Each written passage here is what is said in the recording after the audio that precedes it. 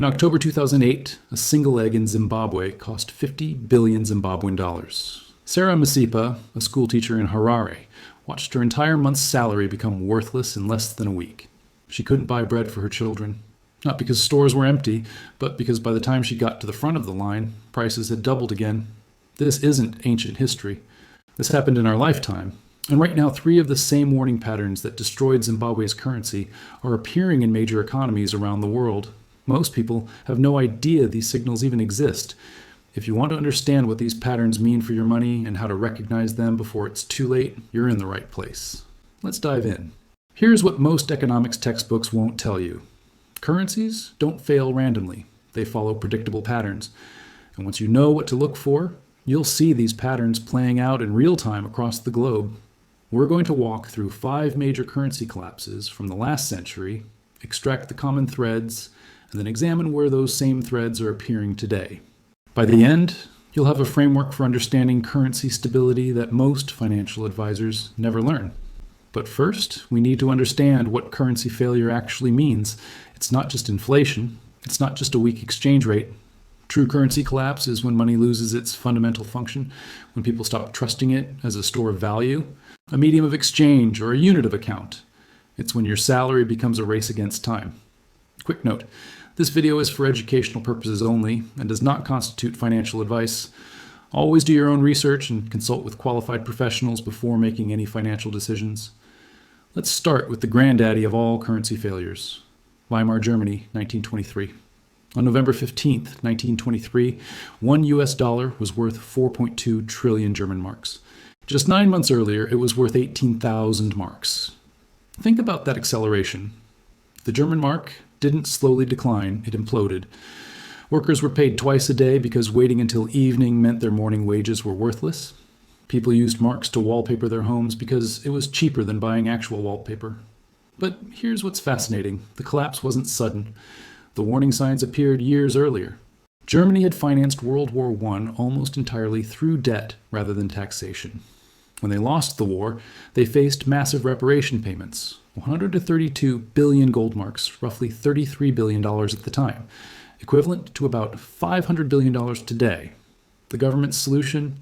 Print money to pay the debt. The Reichsbank's printing presses ran 24 hours a day. By 1923, they had 300 paper mills and 2,000 printing shops working exclusively to produce currency. The amount of marks in circulation went from 29 billion in 1919 to 497 quintillion by November 1923. Here's the pattern to remember. Massive government debt plus printing money to cover it plus loss of productive capacity. Currency death spiral. Now, you might be thinking this was unique to post-war chaos. Let me show you the exact same pattern a continent away, decades later. In 1980, Argentina's currency was stable. By 1989, inflation hit 3,079%. A single year.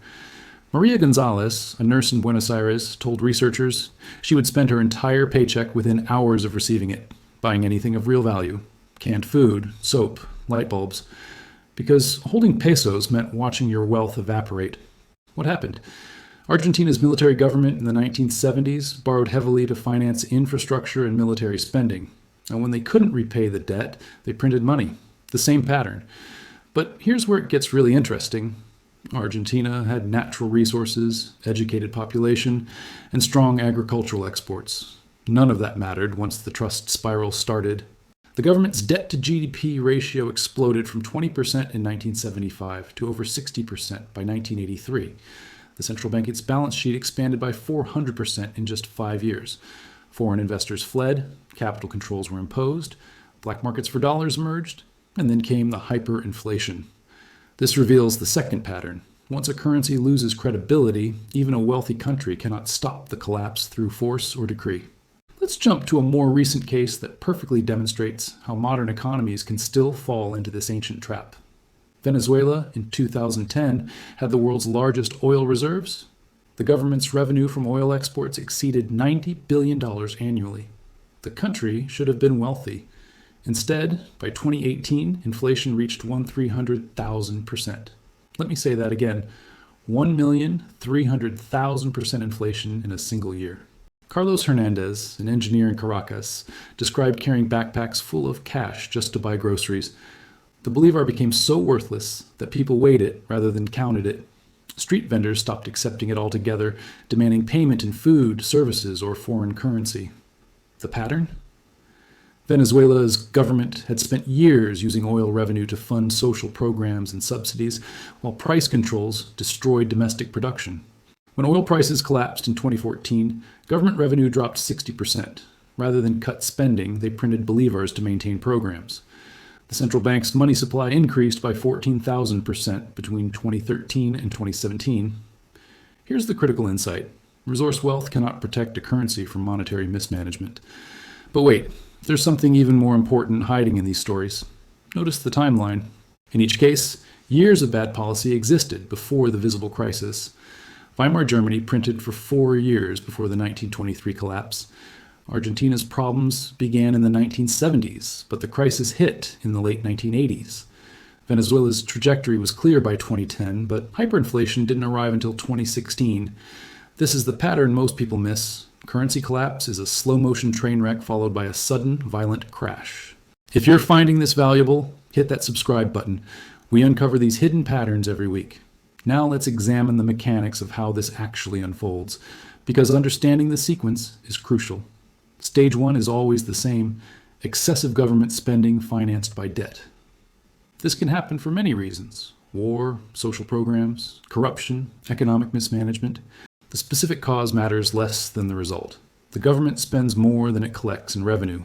Stage 2, the government cannot or will not raise taxes or cut spending enough to close the gap, so they turn to the central bank to finance the deficit by creating new money. In modern terms, this is often called monetizing the debt. Stage 3, the new money enters the economy. Initially, inflation might seem manageable, 5%, 10%, even 20% annually. People adjust, salaries increase, life continues. This is the dangerous lull period where everyone convinces themselves it's under control. Stage 4, the acceleration. Once inflation expectations change, everything speeds up. Businesses raise prices preemptively. Workers demand more frequent wage increases. People spend money immediately rather than saving it. This increased velocity of money amplifies the inflation rate exponentially. Stage 5, the crisis. Foreign exchange reserves deplete. The currency collapses on international markets. Imports become impossibly expensive. Shortages emerge.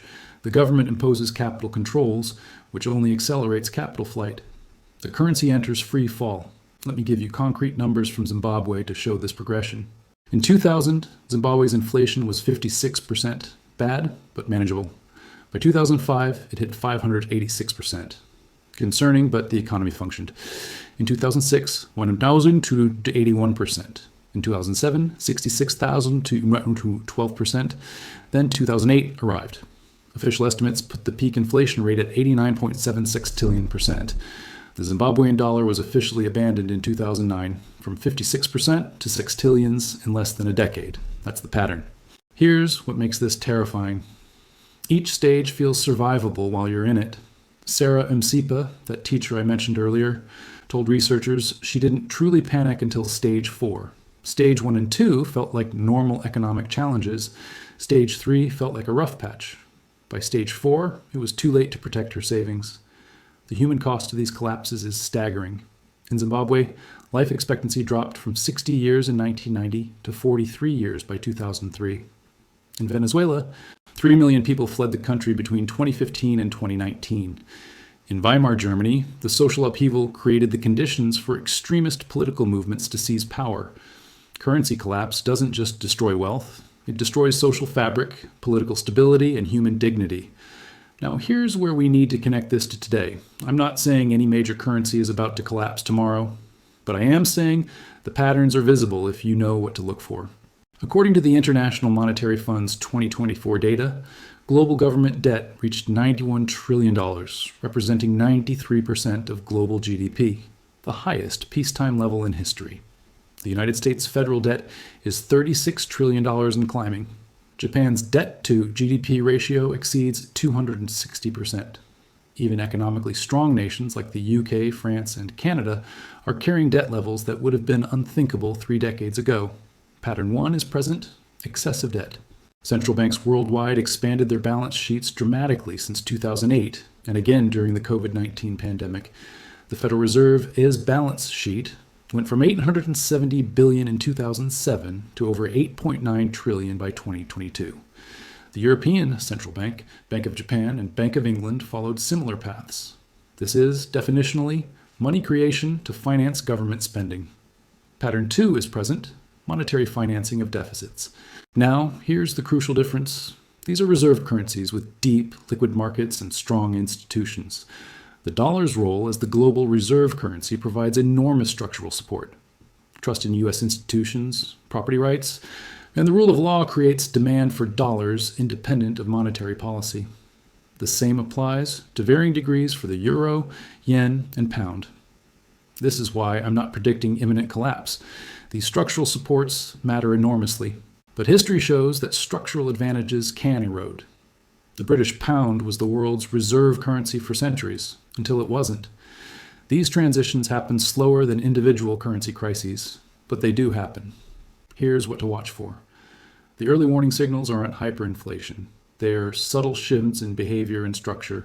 First signal: real interest rates. When inflation exceeds interest rates, money loses value just by holding it. This incentivizes spending over saving, which accelerates money velocity. According to World Bank data, real interest rates in many developed economies were negative for extended periods between 2010 and 2024. Second signal: foreign exchange reserve composition. Central banks worldwide are diversifying away from dollar-heavy reserves. The dollar's share of global foreign exchange reserves dropped from 71% in 2000 to around 58% by 2024, based on IMF data. That's not a crisis, but it's a trend. Third signal: capital controls and financial repression. When governments start limiting how citizens can move money internationally or mandating that banks hold government debt, that's a sign of stress. We've seen versions of this in China, India, and even discussions of it in developed economies during banking crises. Fourth signal: the inflation-unemployment relationship breaking down. Traditional economics suggested you could have inflation or unemployment, not both. But in the 1970s, stagflation proved that wrong. We saw echoes of this in 2022-2023, with elevated inflation despite relatively low unemployment in many Western economies. Fifth signal: political pressure on central bank independence. When governments start demanding that central banks keep interest rates low to make debt servicing easier, that's the beginning of monetary subordination to fiscal policy, the exact pattern that preceded every major currency crisis. None of these signals alone means collapse is imminent, but they're worth understanding, because they show you which direction the train is moving. Here's the framework I want you to walk away with. Currencies fail when the gap between government promises and government resources becomes unbridgeable, and when authorities choose to print money rather than default explicitly. The speed of failure depends on institutional strength, reserve currency status, and most importantly, public trust. Once trust breaks, even strong institutions cannot prevent a currency crisis. Trust is built over decades, but can be lost in months. So what does this mean for you? Not financial advice, but financial literacy. Understand that currency stability is not guaranteed. It's maintained through policy discipline and institutional integrity. When those erode, the currency becomes vulnerable. Watch government debt trajectories. Watch central bank policies. Watch how your government talks about fiscal responsibility. These aren't abstract concerns. They're the foundations of your currency's value. The people in Zimbabwe, Argentina, and Venezuela didn't expect their currencies to fail either. They thought it couldn't happen to them. Until it did. The lesson from history isn't panic, it's awareness. Understand the patterns, recognize the signals. And most importantly, don't assume that because something hasn't happened in your lifetime, it cannot happen at all. Every failed currency in history had people who saw it coming and people who didn't. The difference between them wasn't intelligence or luck. It was knowledge of these patterns. If this changed how you think about currency stability and what really backs your money, you'll want to check out our video on how central banks actually work, the mechanics they don't teach in economics class. And if you haven't subscribed yet, now's the time. We're just getting started uncovering the truth about global currencies. See you in the next one.